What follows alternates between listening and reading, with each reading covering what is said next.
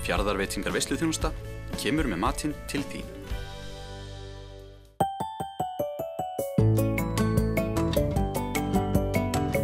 Á Djúpavogi má finna allsérstætt beinasafn sem rekið af Vilmundi Þorgrímssyni.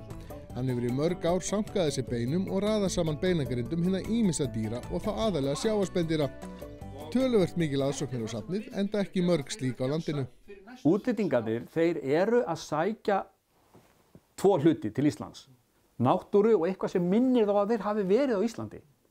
Þeir geta ekki tekið matinn með sér. Þeir þurfa að borða hann, þeir geta tekið minninguna, en þeir vilja eitthvað, sumir eiga skáp heima hjá sér, öllum stöðum á jarðríki.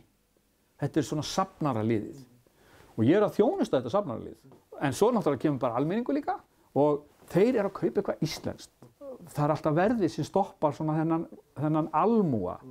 En svo er bara fólk með góða kaupgetu og er ekkert að hika við að kaupa dýran hlut, sko.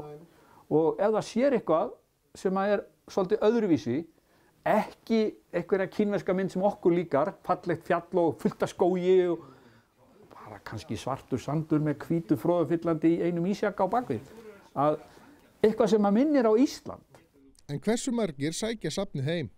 Sko, ég er alveg hættur að telja þetta, en ég taldi þetta fyrsta árin hérna og þetta jókst svona 50% á hverju ári. Nema núna síðustu 3 árin þá hefur þetta aukist svona 100%. Og þegar ég taldi síðast þá voru þetta milli 25.000 manns sem komu þessa 4-5 mánuði.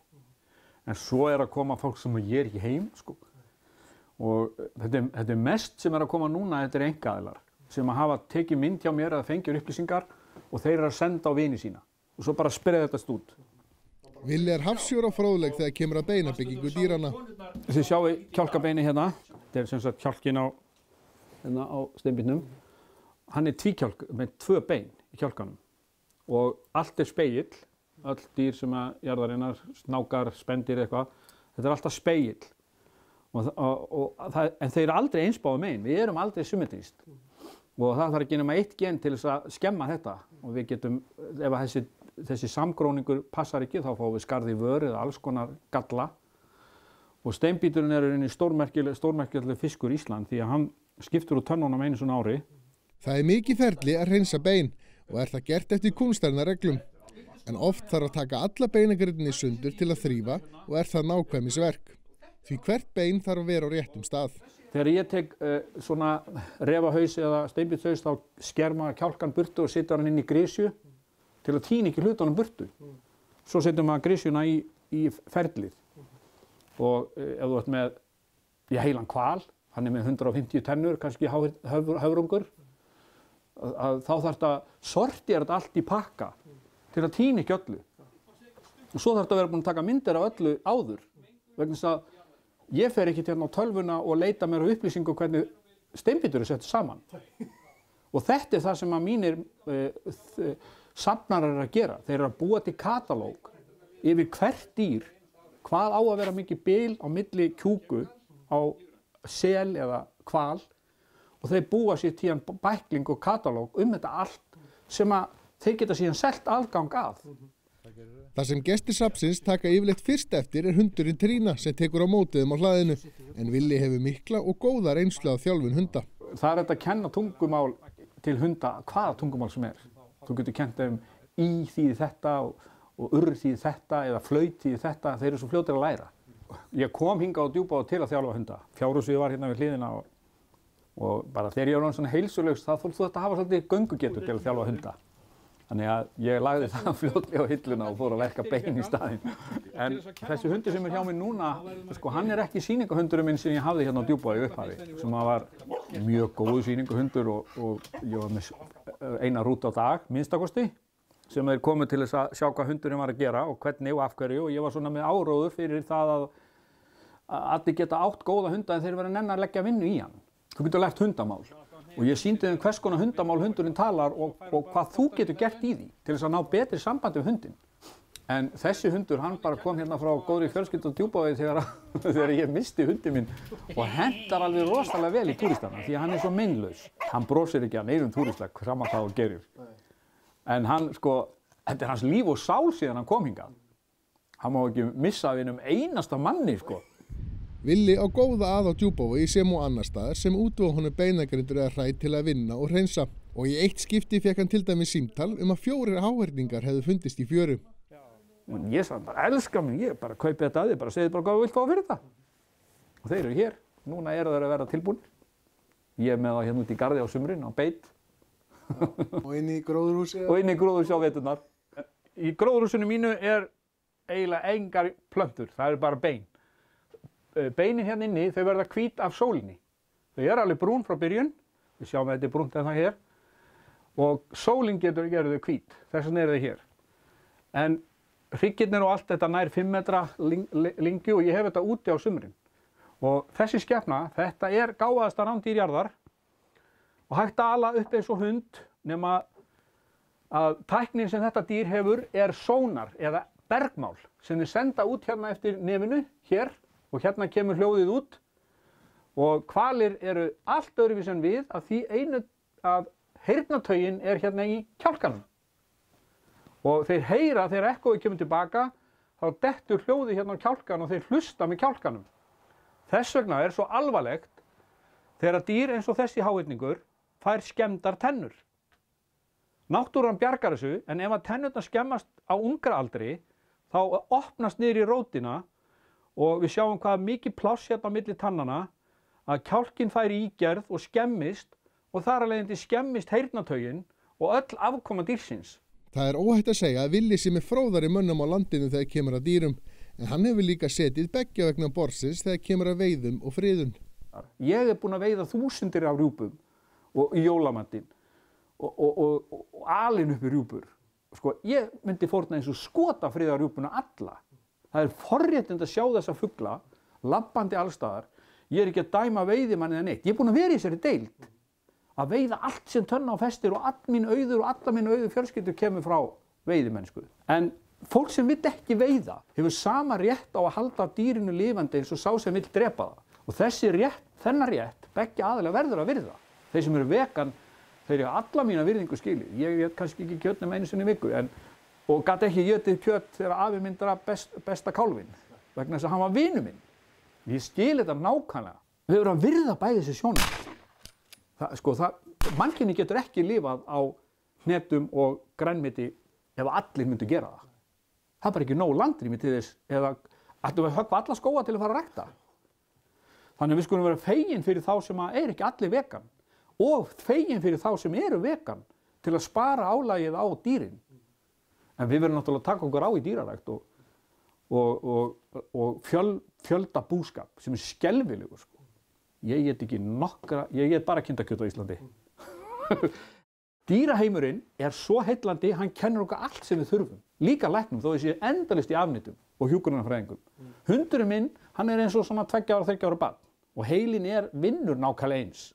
Og að læra af rándýri eins og hundi eða ketti sem er á vísu miklu meiri egoisti, hann er miklu einfari, og þegar ég ákvaða að taka refina í fóstur, þá bara opnaðist nýr heimur fyrir mér og ég ól upp refi á hverju ári sem að slepptis út í náttúruna. Og þú gast haft samband við þessa refi ef þú varst einn. Og þá lærður þú tungumálið þeirra og þeir eru heillandi tungumál. Margfalt fleiri heldur en að fólk átt að sjá.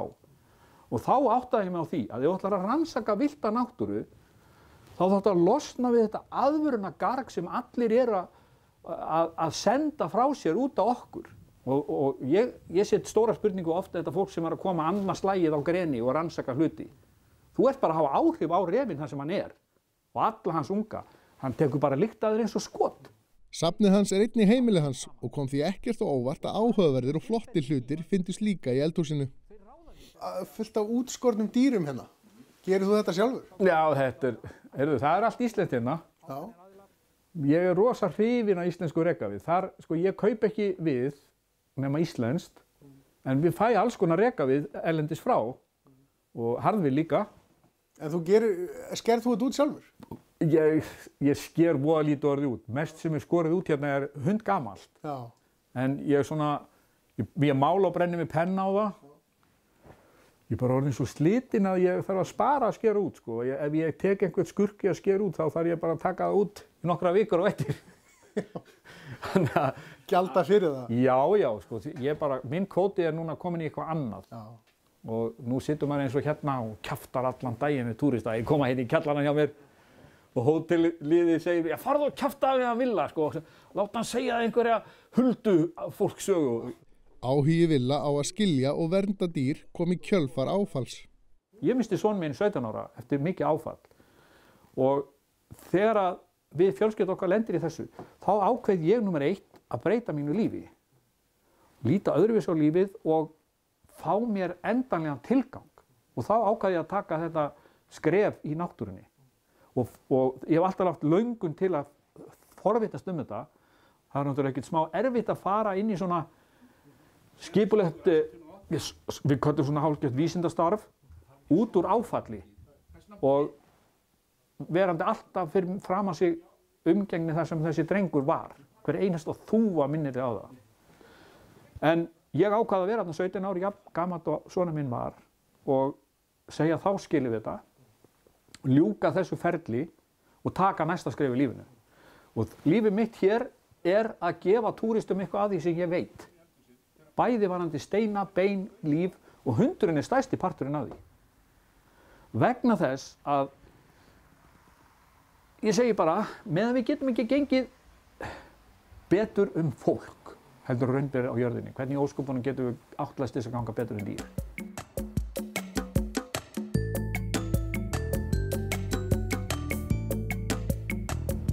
Hjónin Sigurborg Einarsdóttir og Sören Sörensen heitinn hófu að safna steinum árið 1976 og nú myndarlegasta steinasafn á neðri hæð hús þeirra. Byrjunin var þannig að það var sýslufulltrúi sem vann hér á Eskifirði tíma. Hann fékk bréf úr Reykjavík frá Geðvendafélaginu þar og hann var beðinn að tína steina til þess að láta sjúklinga vinna með. Og honum leist ekkert á þetta bréf, hann sagðist aldrei myndi gera neitt með þetta, svo hann kom með þetta bréf hérna til okkar, eða Sörens, og spurði hvort við vildum taka þetta að okkur. Og Sören sagði bara strax já. Og þar með byrjaði þetta, við fórum að tína steina og vorum alla frídaga hér ýmist upp í fjalli eða niður í fjöru og allt þar á milli að leita steinum. Og þegar við byrjuðum að leita steinum þá var bara nokkuð auðvelt að finna steina. Og það var svona oftar þannig að maður var með svo fulla bakbókana að maður var svona spekulið í hvað maður ætti að fara heim með og skilja eftir. En svo fór Sören að vinna steinana, hann fór að saga þetta og slípa og spekulura mikið í þeim. Eftir að það komst svona eitthvað í gang, þá fórum við að setja svona í eina hillu eða einn og einn skáp. En formlega svona var svona boðið upp á þetta í mars 1983 að sjá steinana. Og þeir fyrstu gestir sem komu hér og skrifuðu gestabók, það voru Færeyingar af Krónborginni. Þeir voru að landa hérna í Bræðsluna. Já. Og þeir voru þeir fyrstu sem skrifuðu sig hér í gestabók. En síðan náttúrulega vatt þetta upp á sig og hillunum fjölgaði og skápunum og þetta varð svona eins og þetta lítur út í dag. Þannig að í raun og veru þessi steinasöfnun hefur bara kviknað eða byrjað fyrir tilviljun? Já, það var bara hrein tilviljun. Og hvorugt okkar hafði nokkuð tíman verið að tína neitt stein áður. En fljótlega eftir við fengum þetta bréf, þá fórum við upp í Egilsstaði og það vildi þannig til að það kom skriða úr Grænafellinu á meðan við vorum upp á Egilsstöðum. Og þegar við komum tilbaka, að þá bara ýtan að ryðja veginn svo fólk komist nú bara í gegn. Já. Og þá sé ég einn fallegan jespistein þarna í drullinu fyrir neðan veg og segir við Sören hvort hann vil ekki ná í þennan stein. Þetta sé svo fínn steinn þarna. Já. Og hann segir, nei, hann fari nú ekki faða þannig í drullinu til að ná í þetta. Og ég segi, jú, þú gerði það bara víst og það varð úr að hann gerði. Og þessi steinn hérna í skápinu megin. Já. Og númer 1.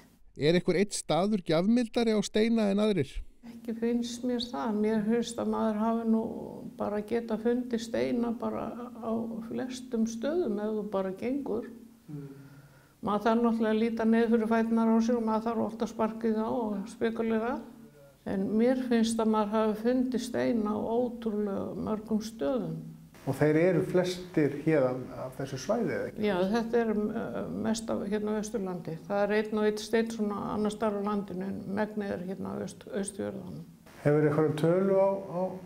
Sko ég hugsa hér inni séu kannski sirka 3000 steinar. En þeir eru náttúrulega ekki allir stórir. Nei.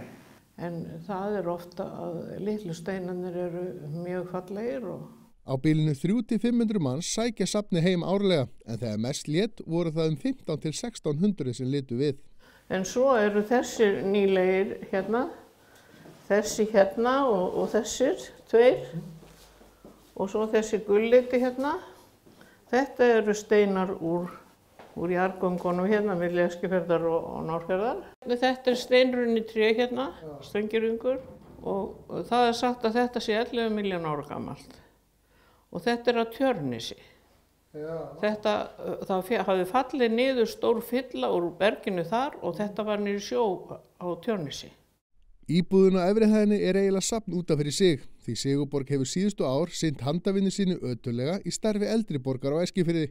Hún hefur verið duglega við að skera út og þá aðalega klukkur sem þykja mikil prýði, en auk þess málar hún mikið og vinnur með gler. Við ætlum að enda þáttinn í kvöld á myndum af verkum Sigurborgar.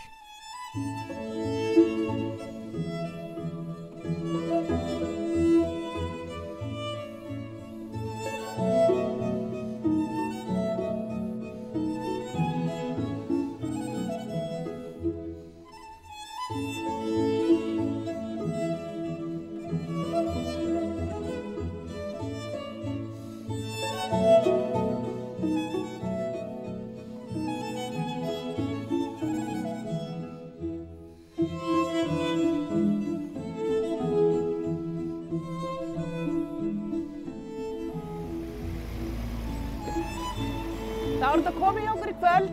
Við sjáumst eftir viku. Við ætlum að halda áfram að troða.